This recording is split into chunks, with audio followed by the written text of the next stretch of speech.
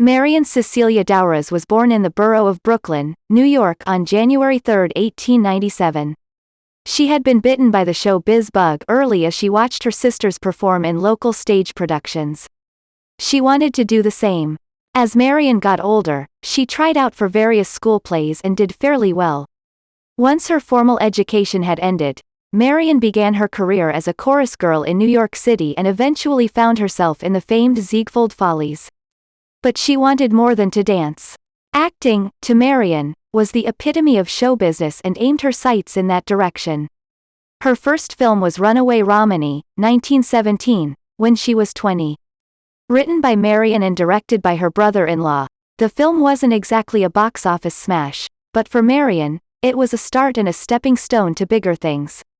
The following year Marion starred in 3 films, The Burden of Proof, 1918, Error, and Cecilia of the Pink Roses, 1918. The latter film was backed by newspaper magnate, William Randolph Hearst, with whom Marion would continue a long-term romantic relationship for the next 30 years. Because of Hearst's newspaper empire, Marion would be promoted as no actress before her. She appeared in numerous films over the next few years, with The Cinema Murder, 1919, being one of the most suspenseful. In 1922, Marion appeared as Mary Tudor in the historical romantic epic, When Knighthood Was in Flower, 1922. It was a film into which Hearst poured in millions of dollars as a showcase for her. Although Marion didn't normally appear in period pieces, she turned in a wonderful performance and the film turned a profit. Marion remained busy, one of the staples in movie houses around the country. At the end of the 20s, it was obvious that sound films were about to replace the silence. Marion was nervous because she had a stutter when she became excited and worried she wouldn't make a successful transition to the new medium, but she was a true professional who had no problem with the change. Time after time, film after film, Marion turned in masterful performances. In 1930, 2 of her better films were Not So Dumb, 1930, and The Florodora Girl, 1930. By the early 30s, Marion had lost her box office appeal and the downward slide began. Had she been without Hearst's backing, she possibly could have been more successful. He was more of a hindrance than a help.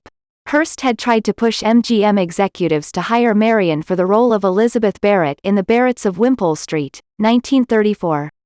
Louis B. Mayer had other ideas and hired producer Irving Thalberg's wife, Norma Shearer, instead. Hearst reacted by pulling his newspaper support for MGM without much impact. By the late 1930s, Hearst was suffering financial reversals and it was Marion who bailed him out by selling off $1 million of her jewelry. Without her, the Hearst Corporation might not be where it is today. Hearst's financial problems also spelled the end to her career.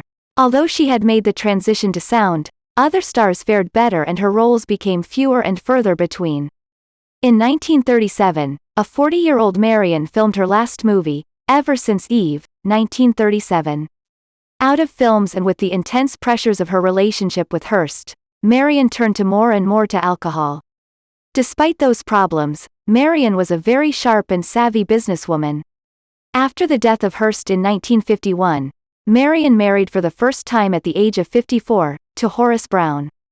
The union would last until she died of cancer on September 22, 1961 in Los Angeles, California.